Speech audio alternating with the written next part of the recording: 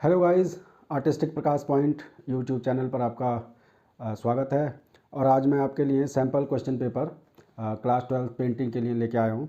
और ये आपका जो टर्म 2 का है, ये 1 आवर का पेपर है। और इसलिए इसमें जो फर्स्ट 4 क्वेश्चंस हैं वो 2 मार्क्स के हैं।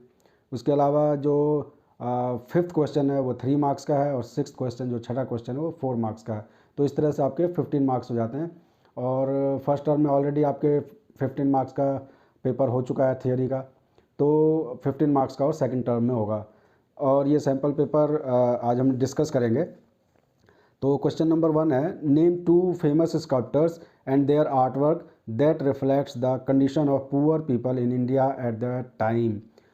इसमें 2 फेमस स्कल्प्टर बताने हैं, यानी कि मूर्तिकार बताने हैं, और उनके 2 कलाकृतियाँ बतानी हैं जो कि भारत के गरीब लोगों को दर्शाता हो उस समय के। तो सबसे पहले एक हो जाएगा डीपी रॉय चौधरी, एक स्कल्प्टर हैं, मूर्तिकार हैं। फिर उनकी जो कलाकृति है वह है मजदूरों की विजय, यानी ट्रायम्फ ऑफ द लेबर। उसके अलावा दूसरे जो आर्टिस्ट हैं, या आप कह सकते हैं मूर्तिकार हैं, राम किनकर बैज हैं। उनका जो कलाकृति है वह है सांथाल फैमिली। तो ये 2 मार्क्स का है। उसके बाद question number 2, name 2 graphic prints from your course of study which shows composition based on human figures. Also right about the name of the method and material use for making these prints. 2 graphic prints बताने हैं। यहाँ पर मैं clear करना चाहूँगा, जो भी students हैं, आपके 4 डिसिप्लिन होते हैं। एक होता है पेंटिंग, दूसरा होता है स्कल्पचर, तीसरा होता है ग्राफिक, और चौथा होता है अप्लाइड आर्ट। तो आपको सिलेबस में 4-4 कलाकृतियाँ और 4-4 आर्टिस्ट हैं उसमें। तो वीडियो पसंद आए तो लाइक कीजिए और सब्सक्राइब कीजिए और बेल आइकन को हिट कर लीजिए, ताकि आने वाली इंपॉर्टेंट वीडियो आपसे मिस ना हो। जो यूनिट 4 है उसमें Indian national flag and modern trends in Indian art है। उसमें 4 पेंटिंग है, Rama vanquishing the pride of the ocean, और राजा रवि वर्मा की है mother and child, Jamini Roy की है हल्दी ग्राइंडर्स, अमृता शेर की है, और mother Teresa M F Hussain की है। ये आपके सिलेबस में है। और ग्राफिक प्रिंट्स में 4 हैं, चिल्ड्रन सोमनाथ होर की, देवी ज्योति भट्ट की, of walls Anupam Sood, man women and tree के लक्ष्मण गॉड की। स्कल्पचर्स हैं इसमें triumph of labour DP Roy Chowdhury का, Santhal family Ram Kinkar Baij, cries unheard Amarnath Sehgal, Ganesha PV Janaki Ram. तो अब जो सिलेबस में हमारे पास है, हम उन्हीं में से आंसर भी देंगे, उसी में से हम उत्तर देंगे। तो ये क्वेश्चन है, नेम 2 ग्राफिक प्रिंट्स। तो 2 ग्राफिक प्रिंट्स बताने हैं। तो सोमनाथ होर का चिल्ड्रन हो गया, और उसके बाद दूसरा जो ग्राफिक है वो है मैन वुमेन एंड ट्री के लक्ष्मण गॉड का। तो हमने ये बता दिया। उसके बाद right about the name of the method and material used for making these prints. तो इसके मेथड और मटेरियल के बारे में भी बात करनी है, और बहुत ज़्यादा लिखने की ज़रूरत नहीं है, 2-2 लाइन लिख देंगे, 2 मार्क्स का है ये। उसके बाद question number 3, who was the father of the folk renaissance in India. अब जो फोक रेनेसां ऑफ इंडिया है, ये है जो फादर है वो है जामिनी रॉय। मेरा एक वीडियो आपको मिल सकता है मेरे अगर चैनल पे आप जाके देखेंगे, मदर एंड चाइल्ड, उसमें सारा डिस्क्राइब किया हुआ है, तो आप देख सकते हैं। Who traveled to the countryside of Bengal to learn from the folk artisans the expressive power of their lines to create an alternative vision of modern Indian identity in art. Name the artist and describe his work on the basis of at least 4 elements of art. मतलब कि ये पूछ रहे हैं कि पुनरुत्थान जो भारत का जो कला का हुआ था, लोक कला का पुनरुत्थान जो हुआ, उसके फादर पितामह कौन माने जाते हैं। तो यह है जामिनी राय। हु ट्रेवल, जो कि बंगाल के ग्रामीण इलाकों में गए और लोक कलाकारों से जिन्होंने सीखा, और उसकी, तो ये आपको इसके बारे में बताना है। और इसकी जो कलाकृतियाँ हैं और ये जो कलाकार हैं जामिनी राय, इनके कामों को डिस्क्राइब करना, वर्णन करना, 4 उसके जो पॉइंट्स दिए उन पर 4 एलिमेंट्स ऑफ आर्ट, उसके बारे में, लाइन के बारे में बताओ, उसकी कलर के बारे में बताओ, उसके टेक्सचर के बारे में बताओ, और उसके फॉर्म के बारे में आप बता सकते हो। तो ये भी क्योंकि 2-2 मार्क्स का है, तो 1 और 2 लाइन आप लाइन की बता सकते हो, कलर की 2 लाइन लिख सकते हैं, टेक्सचर की, फॉर्म की, इस तरह से लिख सकते हैं। अब question number 4, question number 4, Raja Ravi Varma mastered the style of academic realism and used it to depict scenes from popular epics like the Ramayana and Mahabharata. The paintings on epic became so popular that many of them were copied as oleographs and were sold in market and entered people's homes as calendar images. जो राजा रवि वर्मा थे उनका academic realism इतना strong था, इतना बढ़िया था कि वो जो उन्होंने रामायण और महाभारत के जो चित्र बनाए थे वो इतने फेमस हुए और वो ओलियोग्राफ में कॉपी करके प्रिंट करके उसकी नंबर ऑफ़ कॉपीज़ निकाल के वो घर घर तक हर घर के दीवारों पर नज़र आने लगा। तो based on its compositional arrangement why do you like और डिसलाइक द पेंटिंग। अगर इसकी जो कंपोजिशन की जो व्यवस्था है इसमें, तो आप इस पेंटिंग को अगर पसंद करते हो तो क्यों पसंद करते हो, और अगर आपको पसंद नहीं है तो क्यों नहीं पसंद है, वो आपको इस पर 3-4 लाइन आपको लिखनी है। और इसी में चॉइस दी है क्वेश्चन नंबर 4 में, describe our Indian national flag. तो इसमें 2 पार्ट हैं। फर्स्ट है the significance of its colours with special context to its symbolic interpretation.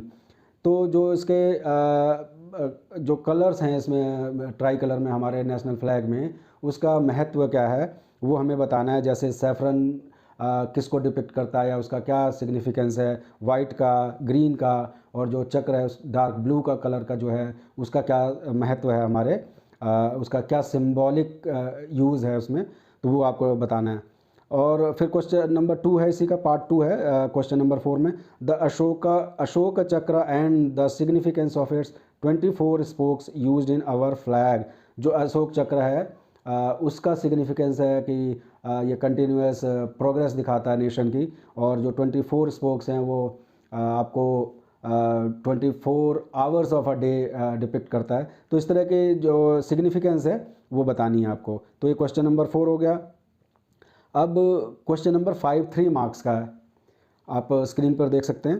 Question number 5, उसका A part, in this painting 3 women are portrayed in the centre of the picture plane with yellow, white and red saris placed within the background of trees and nature. या आप अगर आपने सारी painting, सारी plates अगर आपने पढ़ी हैं तो आप विजुअलाइज़ कीजिए कि किस पेंटिंग के बारे में बात की जा रही है। तो मैं इसको ज़रा हिंदी में बता दूं। 3 महिलाएं चित्र में दिखाई गई हैं, चित्र के मध्य में, जो कि पीला, सफ़ेद और लाल रंग की साड़ी में हैं, और placed within the background of trees, और जो उसमें पृष्ठभूमि है उसमें पेड़ और प्रकृति का चित्रण है। अ dark black and brown portrayal of a women, और उसमें जो औरतें हैं वो डार्क ब्राउन और ब्लैक स्किन की हैं, बिहाइंड द ट्रीज़, और पेड़ों के पीछे बैठी हैं। Seems to be in a resting mood also catches the eyes of the viewers. और ऐसा लगता है, ऐसा आभास होता है कि वो आराम की मुद्रा में हैं, और जो देखने वाला दर्शक है उनकी अटेंशन को कैच करता है वो। तो इसमें आपने पहचान लिया, ये बात की जा रही है हल्दी ग्राइंडर जो आपकी पेंटिंग है उसके बारे में। तो question number 1, identify and name the artist. हमने पेंटिंग पहचान ली है, हल्दी ग्राइंडर है। अब इसका आर्टिस्ट बताना है, तो artist Amrita Shergil. Question number 2, name the painting and the common spice depicted in it. तो जो हमारा आम जो जीवन, हमारे भारतीय संस्कृति में आम जो मसाला है उसका नाम जो इस पेंटिंग से संबंधित है वो बताना है। तो ये बिल्कुल क्लियर है, हल्दी ग्राइंडर पेंटिंग का नाम है, तो इसमें जो मसाला है वो है हल्दी। और question number 3, does the massive power of rural women reflect in the subject matter of the painting. क्या इस पेंटिंग में महिलाओं की शक्ति झलकती है। Explain logically with your artistic point of view. तो इसको आपने आर्टिस्टिक पॉइंट से, कलात्मक दृष्टि से इसकी व्याख्या करनी है। तो क्योंकि 3 मार्क्स का है तो बहुत ज़्यादा भी लिखने की ज़रूरत नहीं है, 5-6 लाइन जितना आप लिख सकते हैं इसमें लिखें। कम से कम 30 वर्ड्स तो आपको लिखने चाहिए। उसके बाद इसी में ऑप्शन दिया हुआ है और अथवा करके। तो बी पार्ट जो है इसका, या ए करना है या बी करना है। अगर आपको ये पेंटिंग नहीं पढ़ी आपने, अगर नहीं आती, तो आपके लिए बी क्वेश्चन दिया हुआ है, वो कर सकते हैं। अब हम देखते हैं ये क्या है। The painting shows a faceless figure with soft flowing drapes of the blue bordered white sari that is adorned by a female figure। ये पेंटिंग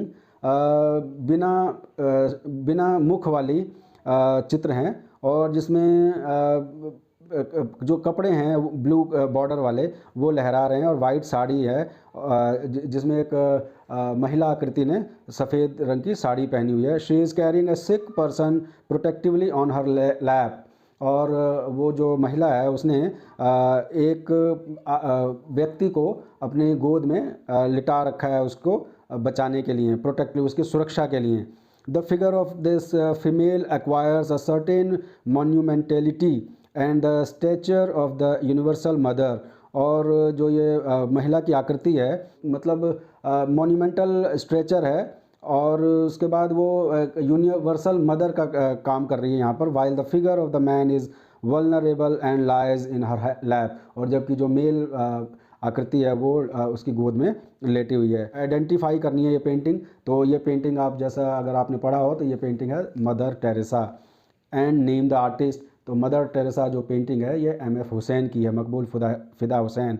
और क्वेश्चन नंबर 2 है, What emotions have been revealed in this painting by the artist? इस चित्र में, इस कलाकृति में कलाकार द्वारा किस भावना को प्रकट किया गया है, ये आपको इसके बारे में लिखना है। उसके बाद question number 3, according to your understanding who can be the central female figure in this painting? Appreciate in short a few aesthetic qualities that you admire in this art work. इसमें आपको जो सेंटर में एक figure है उसको बताना है कि आपके हिसाब से वो कौन है, तो वो है मदर टेरेसा। मदर टेरेसा को M.F. हुसैन ने बनाया है। Appreciate in short a few aesthetic qualities that you admire in this work. और आपको उसमें एस्थेटिक क्वालिटीज़ के बारे में शॉर्ट में लिखना है। तो ये क्वेश्चन नंबर जो 5 है ये 3 मार्क्स का है। अब आता है question number 6, write an essay on Bengal school of art based on the following parameters. Bengal school पर आपको ये क्वेश्चन है, और उस पर ऐसे लिखना है। तो आप, क्योंकि ये 4 मार्क्स का है, तो कम से कम आपको 200 वर्ड्स लिखने चाहिए, और 200 वर्ड्स या 150 वर्ड्स तक लिखने चाहिए। इसमें 4 पैरामीटर्स को आपको ध्यान में रखना है। और फर्स्ट पॉइंट है ओरिजिन एंड डेवलपमेंट, यानी कि उत्पत्ति और विकास। उत्पत्ति और विकास के बारे में, बंगाल स्कूल की उत्पत्ति कैसी हुई, कैसे विकास हुआ, उसके बारे में लिखना है। 4 पॉइंट दिए हुए हैं। दूसरा पॉइंट है आर्टिस्टिक फीचर्स, यानी कि उसकी कलात्मक विशेषताएं लिखनी है बंगाल स्कूल की। फिर तीसरा है the use of Indian themes to promote Indian revivalism in art. तो इसमें आप बताएंगे भारतीय पुनरुत्थानवाद को बढ़ावा देने के लिए भारतीय विषयों का उपयोग किस तरह से हुआ था। और क्वेश्चन नंबर 4 इसमें दिया हुआ है। क्वेश्चन नंबर 4 नहीं है, पैरामीटर्स हैं 4। जो चौथा पैरामीटर है आपको जो लिखना है, name your favourite artist and describe his art work. तो आपको अपना एक फेवरेट आर्टिस्ट लिखना है, और उसके जो आर्ट वर्क है उसके बारे में डिस्क्राइब करना है।